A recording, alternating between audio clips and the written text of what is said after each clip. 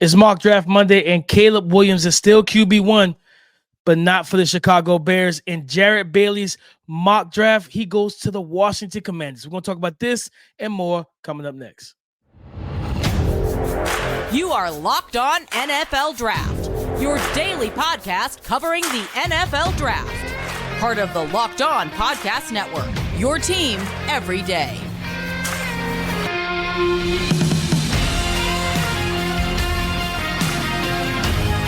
What's up, Locked On family? Welcome back to the Locked On NFL Draft Podcast, your daily podcast covering your favorite draft prospects, part of the Locked On Podcast Network, your team every day.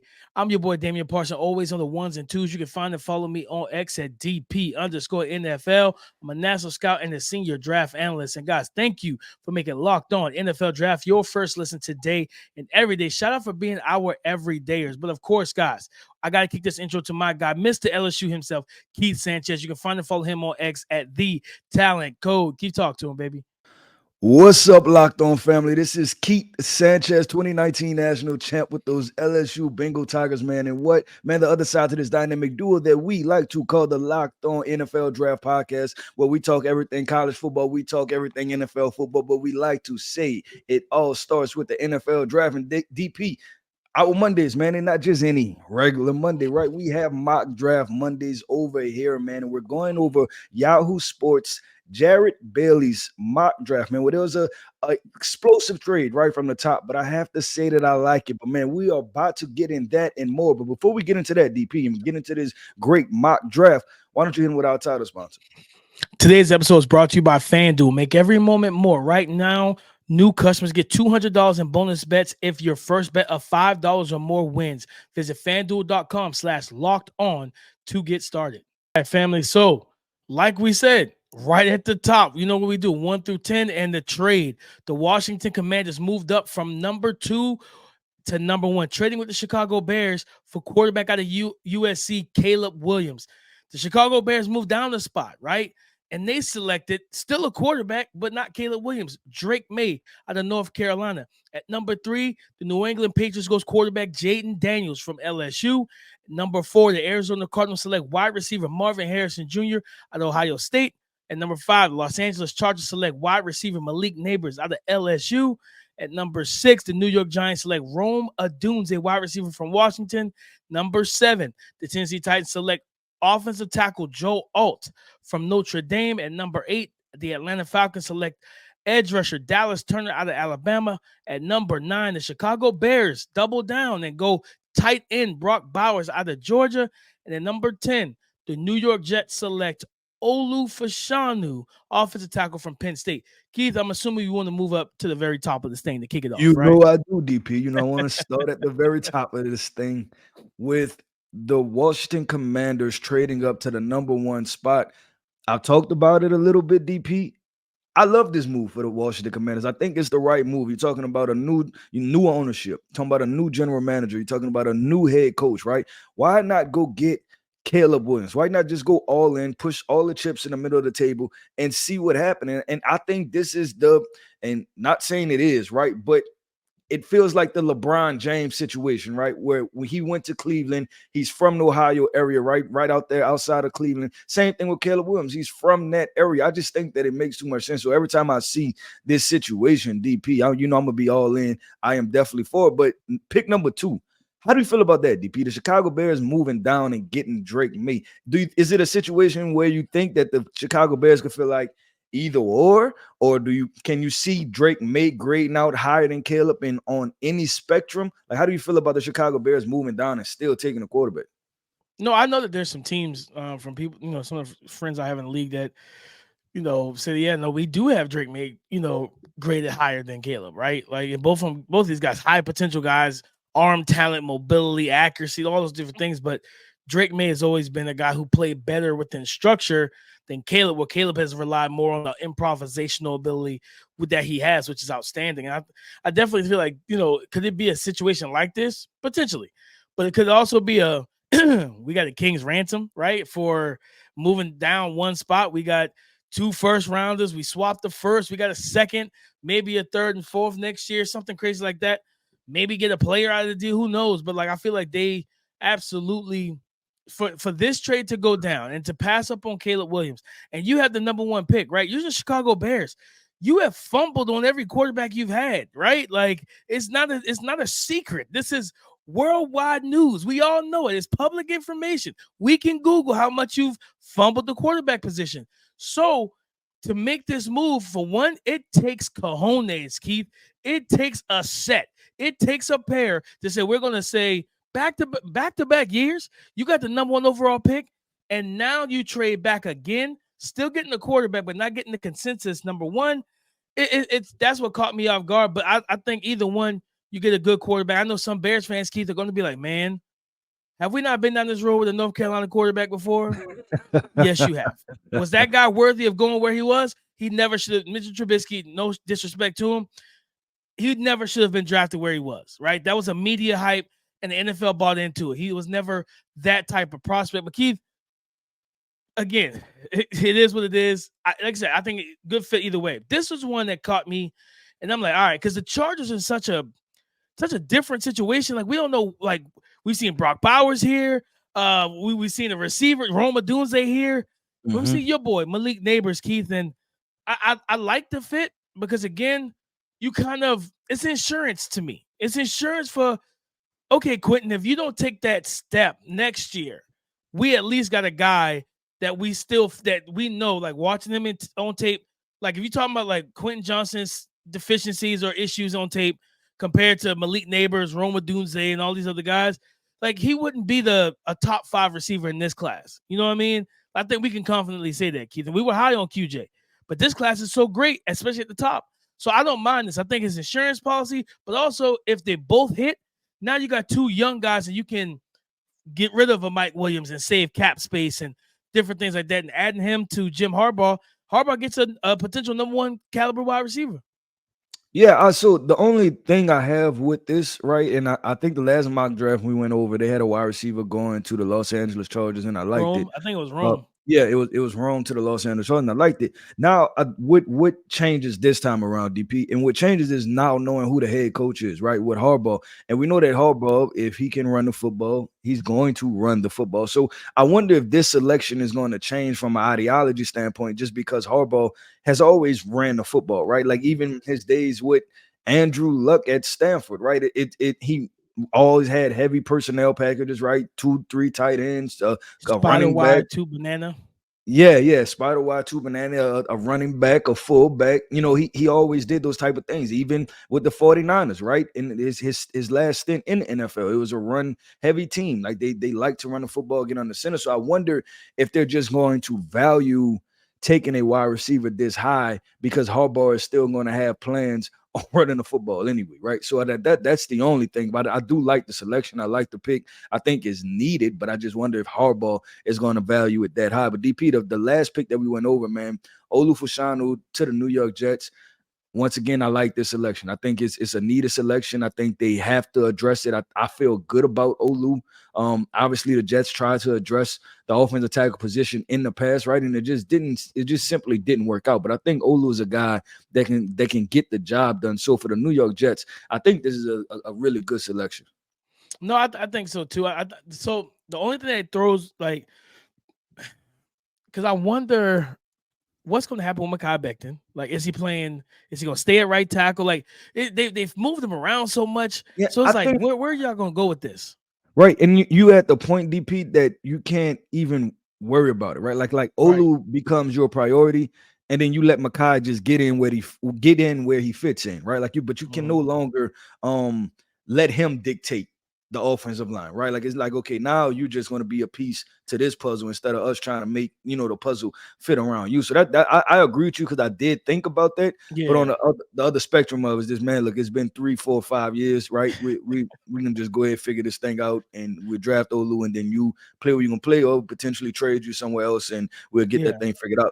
But DP, let's keep going, man. We picks 1 through 10. I think it was pretty solid, right? We feel good about those top 10 picks, and obviously the explosive trade at the top, which I think will happen. I think it should happen. I think the NFL should push for it to happen, DP. But let's keep going, man. Picks 11 through 20 coming up next. Did the game go to timeout? Time to order in with DoorDash. Is it halftime? That's ordering time. 2-minute warning, you got it.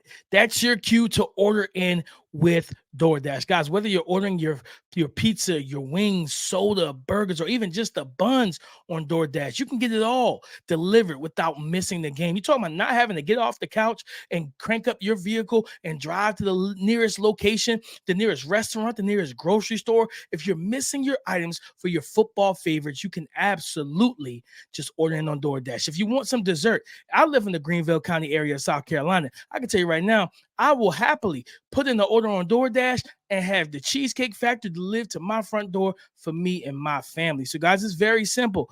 All you need to do, guys, you can get up to 50% off. You can get 50% off up to a $10 value when you spend $15 or more on your first order when you download the DoorDash app and enter the code LOCK23. Passion, drive, patience. What brings home the winning trophy is also what keeps your ride or die alive. eBay Motors has everything you need to maintain your vehicle and level it up to peak performance, from superchargers, roof racks, exhaust kits, LED headlights, and more. Whether you're into speed, power, or style, eBay Motors has got you covered, guys. With over 122 million parts for your number one ride or die, you'll always find exactly what you're looking for. And with eBay Guaranteed Fit, your part is guaranteed to fit your ride every time, or you get your money back. Because with eBay Motors, you're burning rubber and not cash. With all the parts you need at the prices you want, it's easy to turn your car into the MVP and bring home the win. So keep your number one ride or die alive at ebaymotors.com. Keep your number one ride or die alive at ebaymotors.com. All right, guys, let's go through 11 through 20. And this pick seems to be kind of we've seen this a few times. The Minnesota Vikings, number 11, selecting edge rusher Jared Verse out of Florida State. The Denver Broncos going from at 12, quarterback Bo Nix out of Oregon. At 13, the Las Vegas Raiders select right tackle, offensive tackle Talise Fuaga at Oregon State, or from Oregon State. At pick 14, the New Orleans Saints select offensive tackle J.C. Latham out of Alabama. At pick 15, the Indianapolis Colts select cornerback Terrion Arnold out of Alabama. At pick 16, the Seattle Seahawks select edge rusher Laitu Latu out of UCLA. At pick 17, the Jacksonville Jaguars select cornerback Cooper DeJean out of Iowa. At pick 18, the Cincinnati Bengals select offensive tackle Amarius Mims out of Georgia. At pick 19, the Los Angeles Rams select cornerback Nate Wiggins out of Clemson. At pick 20, the Pittsburgh Steelers go offensive line, and they select center Jackson Powers Johnson out of Oregon. Keith, where are we starting here? Exactly where you want to start, DP. I know you want to go to Bo Nix with the Denver Broncos. So all I'm How gonna did do you is just assume that's where I wanted to go? because I DP, we've been doing this podcast a while, man, and I know your energy, right? So I'm not going to even say anything. I got to the selection. We're gonna talk about pick 12, Denver Broncos quarterback. They're drafting Bo Nix from Oregon, and I'm gonna just say, DP, the floor is yours. I don't understand this selection. I'm sorry. Well, I do. I do from an aspect of he would fit Sean Payton's offense to an extent, right? Like get him on the move, quick passing. He's a one read option A type of quarterback that, hey, option A is open, great. He's going to look good. He's going to get your numbers, stuff like that. When option A is closed, when option B is closed, and say, hey, Bo, did you get to option C? That's where we get a little murky in the waters, right? And then now, this is a post-Senior Bowl.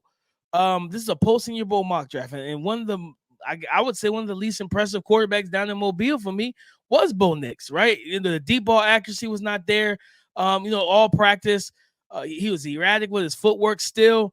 I did not see a guy that I felt, and I think I said it during the week, Keith. During the week last week when we did the pod, I said, man, I feel like he's practicing not to lose. Right?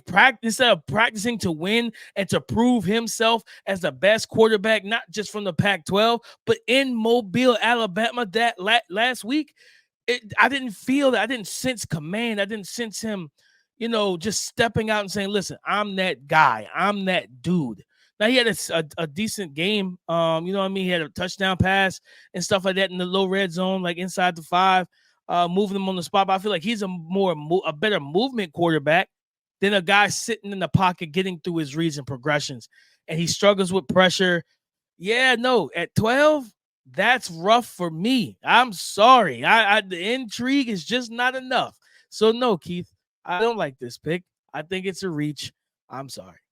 Yeah, I think if Russell Wilson frustrated Sean Payton, I think Bo Nix is going to elevate him to a whole nother level. You may see Sean Blood pressure Payton. about to go through the roof. Yeah, I think it's gonna be a front just because there's so much that has to get figured out, right? With Bo Nix and learning the game the way that Sean Payton likes to coach the game and call the game, right? I think that's a developmental process that's going to happen with with Bo Nix, and then I don't know if Sean Payton is going to have the patience for it. And to be completely honest, right, the Denver Broncos sitting at number 12, I would make the case y'all might have to jump all the way up, right? Because I think the quarterback that you're willing to work with is Caleb Williams or Drake May.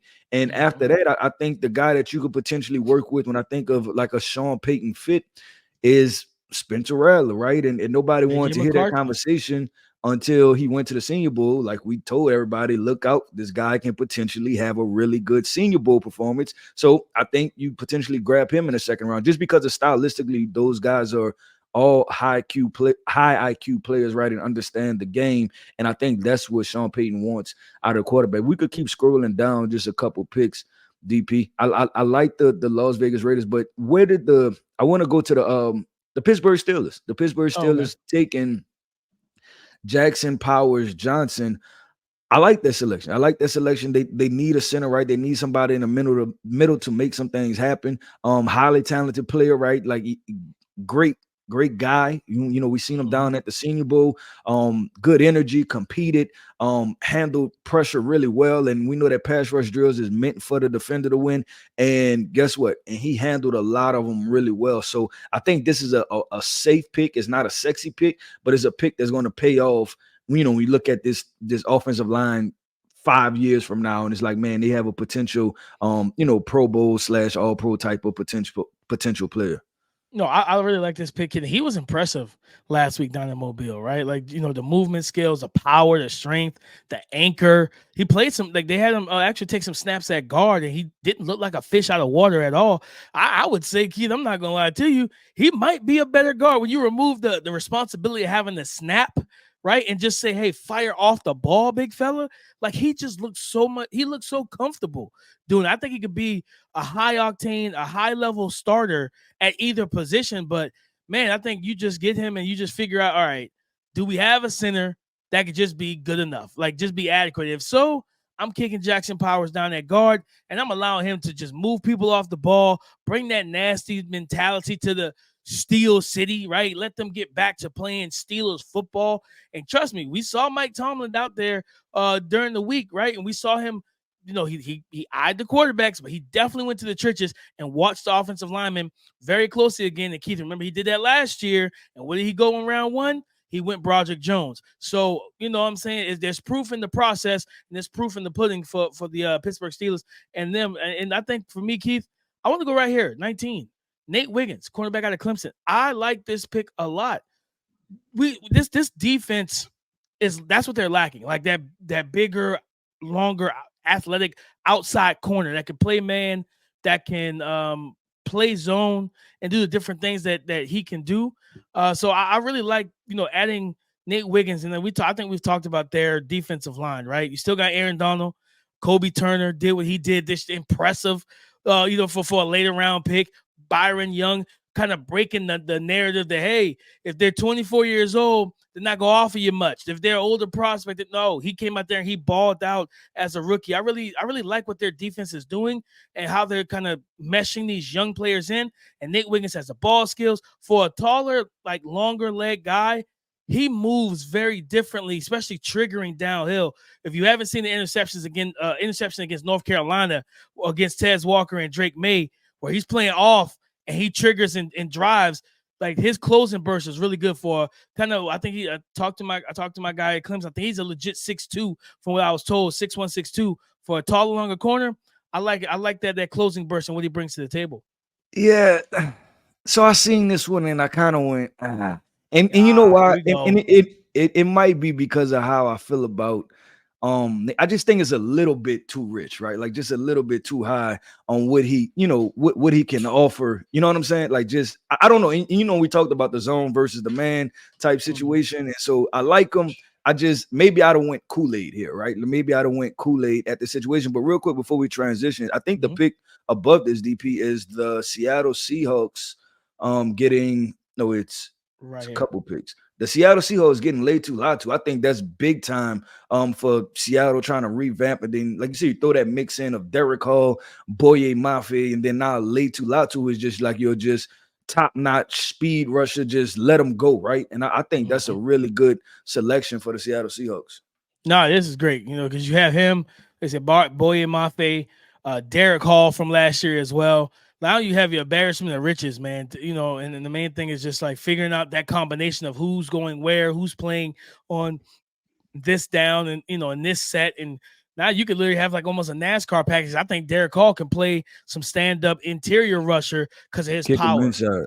Yep, no, I agree 100% with DP. Let's keep going, man. I'm actually enjoying this mock draft. I'm critical, but there's some selections that I really like. So I want to keep this thing going. So DP coming up next, man. We're going picks 21 through 32.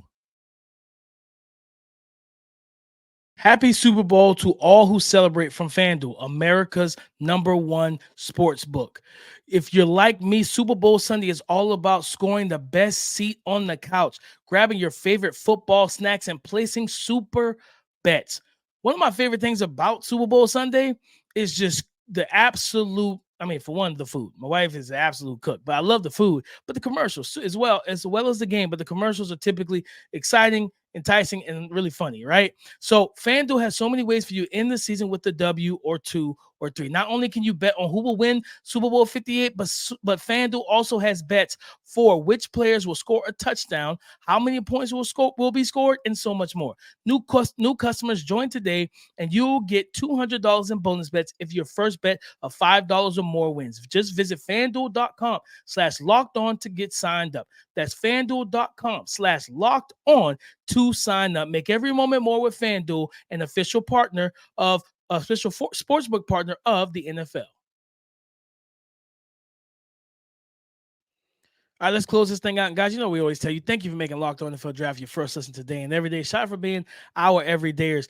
Pick 21, the Miami Dolphins select defensive tackle Jerzon Newton out of Illinois. At pick 22, you talk about Senior Bowl standout cornerback, my guy Quinyon Mitchell out of Toledo. At pick 23, this is the first time I've seen it, and I like it. The Houston Texans selecting wide receiver out of Georgia, Lad McConkey. At pick 24, the Dallas Cowboys adding some strength and quick twitch ability on that interior defensive line with defensive tackle Byron Murphy II out of Texas. At pick 25, your boy Keith, Green Bay Packers select cornerback Kool-Aid McKinstry out of Alabama. At pick 26, the Tampa Bay Buccaneers go offensive lineman Graham Barton out of Duke.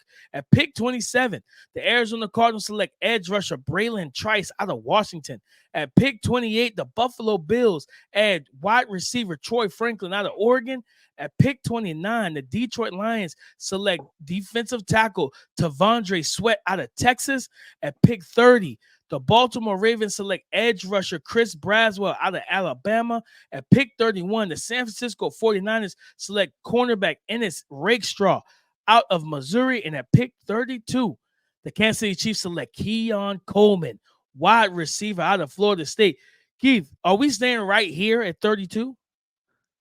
That first of all, this would probably be the steal of the draft. This is we're going to be sitting there. If this happens, right, we're going to be sitting there saying a year or two later, how did the Kansas City Chiefs end up with Keon Coleman? And it's going to be because everybody overthought this evaluation with the wide receiver from Florida State, Keon Coleman. But we'll see. I don't know if I actually DP. I think the momentum for Keon picks back up tremendously once he hits the combine and he tests and he jumps and he does everything.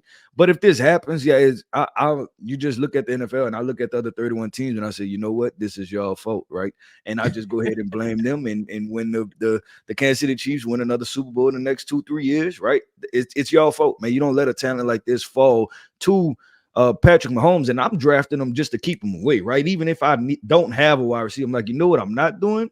I'm not letting Kansas City Chiefs get Keon Coleman, right? Because look what he did with Patrick Mahomes was able to do with Rashee Rice, and what we said, the worst receiver core he's ever had. You add in a talent like this, all I can say is good luck from that perspective. But DP, I want to go back to the top, man. I ended last segment, and I said, it's been a pretty cool mock draft, right, thus far. But as soon as I said that, we went to this mock draft, and then there were just some selections, I have to be honest, that I like the player, I just don't like the fit. And I think it starts with pick 23, I believe. Is that the lad McConkey? Oh, what are we doing, Keith? Come on now. Now, I have. What are we doing? What are we doing? DP, we have Tank Dell, we have Nico Collins, we have John Mechie. I don't know if they still have Dalton Schultz under contract. Where are we going to? We have Xavier Hutchinson. What are we doing with Lad McConkey? Like, I don't.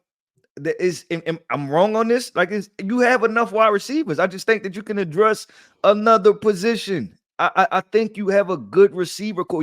And not only that, you have a good young receiver core. I think Nico is the oldest guy. Tank Dell will be going in a year 2. Xavier Hutchinson be going in a year 2. Xavier Hutchinson be going in a year 2. John Mechie will be going into year 3. You have a good young wide receiver core. And to be honest, I don't even think you've unlocked John Mechie yet, right? And Xavier Hutchinson. So I think there's still a whole lot more. So I think you can, at pick 23, I think that's a little bit rich for this position in a sense, because you have so many young, talented wide receivers.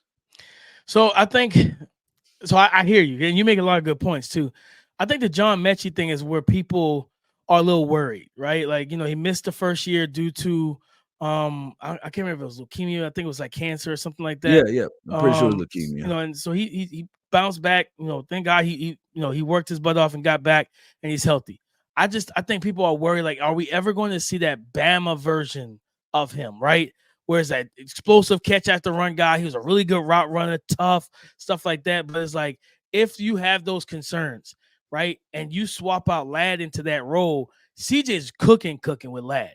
You know what I mean? A quick winner. You could play him at the Z. Him and, you know what I'm saying? Same thing with Mechie. Like, I think Mechie and Tank are interchangeable in terms of going from the Z to the slot. You can move those guys and swap them, right? So if you feel like Lad McConkey, like you feel like Mechie is not going to get there, if the front office just feels like, man, I don't know, I have some trepidation. Let's go and get, even with like Xavier. Xavier is more of a, like, I think he could be that power slot if you want to put him in the slot, but he's more of a big Z, you know what I mean? Where you have Big Nico as the X and he, do his thing or whatnot. But I don't mind this pick. I actually like this pick because I'm like, all right, thinking about, Bobby Sloak there until like 2026. So you get another couple years with him under the belt, right? CJ Stroud, improved offensive line. The only thing I would say is that I think that defensively they could have went somewhere. A Chop Robinson here, right? Maybe get another corner. So, like, that's where I have my drawback is like, Ladd, in that case, with those guys still on the board, Ladd is still a little too rich for me. So I agree with you there. But like the fit, I love it. Like I said, if you have any trepidation about Mechie, I think Ladd can walk in day one and be a legitimate 60, 70 catch slot receiver in this offense if they open it up even more and not just redundant, under center play action type of stuff they did. Yeah, well, what we just did, DP. We just presented a situation where we're gonna have a this or that, man. We're gonna have a this or that. We will. We have to. It's gonna be Lad McConkey in the first round versus a Senior Bowl, a wide receiver we just had Senior Bowl. Yeah, and that's what we're gonna do. We're gonna make that happen and see. But DP pick 24. I want to ask, and I'll even like Byron Murphy to the Houston Texans. I think would be a really good situation. Absolutely. That I think that will go crazy, man. Him with Will Anderson up there. How do you feel about the Dallas Cowboys with Byron Murphy? And I'm asking from this perspective. I think Byron Murphy is extremely talented. Even when we was down at the Senior Bowl, we talked to a lot of NFL scouts. I told him exactly how I feel about Byron Murphy, right? But I want to ask for the Dallas Cowboys. Do we think that he is like upper echelon, game changing, right? Talented? Because I look at the Dallas Cowboys and what's their biggest issues is size up front, right? Byron Murphy is not the biggest defensive tackle. So that's where I wonder if this is what they need versus like the talent that the player is. But if he becomes, like Aaron Donald or something like that and supersedes all of the expectations of even a 6-foot, 300-pound defensive tackle or 290, right? That's the part that I kind of bump up against a little bit, where I could see where this is a really good pairing, but then I could also see where, hey, Cowboys, did you address the issue once again? Yeah. We're asking. No, 100%. I think this is, I agree. This is a situation where you're like, man, really love the player. It's a questionable fit because now I think if you're able to somehow grab a bigger defensive tackle in free agency, not a John Hankins. No, I mean somebody that actually is going to play good football, right? Yep. As that kind of 1 tech, 0 tech, and let Byron thrive as that 3, then you're cooking, in my opinion. You know what I mean? Because now, and again, I'm waiting for Dallas to do what we all are waiting for them to do, get some good linebackers so freaking Micah can just play edge, man. I need Micah on the edge for 70 snaps a game. Because then you think about, having D. Lawrence, right? You have Sam Williams from, was it Ole Miss that they drafted 2 drafts ago, or draft and a half ago. Yep. Then you have, of course, Micah. Then you put Byron Murphy. Like, you could absolutely wreck shop if you have a 2-gapping kind of nose tackle, big defensive tackle that can make those make offensive have to double team him, man. You know what I mean? And allow Byron, because we've seen his impact all season. This is one of the best defensive players, one of the best players in this draft. You know what I mean? And when you're not thinking about positional value. So no, I definitely think it's a questionable fit. Keith, just looking at what they have right now, because like you said, they got to get better against the run. They got to get more physical and bigger on the interior D line. Now, unless they get a big nose tackle, I don't want him thrusting into an Ed Oliver situation where now you have to 2-gap at 290 pounds, 295 pounds. And it's just not fair to the player, man. You know what I mean? Instead of putting him in the position where he can thrive, you put him in the position where it can hurt him. Yeah, no, and I hope that that Byron Murphy can fill a void. You know what I'm saying? And that's why I want him to go somewhere where he can fill a void and play to his very best, right? To where he's just getting in gaps, getting upfield pressure. But also the fact that I don't want him to come in there and then people to think like, oh, this is a guy that's going to stop the run. He's going to be responsible for changing the whole thing around. Because I want him to be able to play to his best traits early on. But DP, man, listen, that wraps up another mock draft for Monday, man, from our guy over there at Yahoo Sports, Jared Bailey. I thought it was rather interesting, DP, especially, you talk about post-Senior Bowl, right? And then, diving into these evaluations, and I think you're starting to see some things round out. I've seen him go really aggressive on Ladd McConkey. Quinyon Mitchell, right, had his appearance in there, but then there was also some kind of chalk-type situations with, Malik Neighbors, Arizona Cardinals. I think you guys have to draft Marvin Harrison Jr., right? You're in everybody's mock draft, drafting Marvin Harrison Jr. And Keon Coleman, Florida State, going to the Kansas City Chiefs, pick 32. We'll see how that pans out. But DP, man, looks, that wraps up another show I want to see. Shout out to our everydayers. Thank you for tapping in with us each and every single day on the Locked On NFL Draft Podcast. Listen, don't forget to comment. Don't forget to like. Don't forget to subscribe. I'm sorry. Tell us what pick you like, what pick you didn't like, man. And talk to us in the comments. Listen, I am Keith Sanchez. You can find me on X at The Talent Code. That right there, man, is my guy, Damian Parson. You can find him on X at DP_NFL. And like we always like to say, man, y'all talk to us because we like to talk back. Go subscribe and follow for free on YouTube, wherever you listen to podcasts, to get the latest episode as soon as it is available. Thank you for making Locked On NFL Draft your first listen today and every day. Shout out for being our everydayers. We love and appreciate you guys. So listen, all you need to do is always remember to come back tomorrow. Come and join the conversation again tomorrow on the Locked On Podcast Network, your team every day.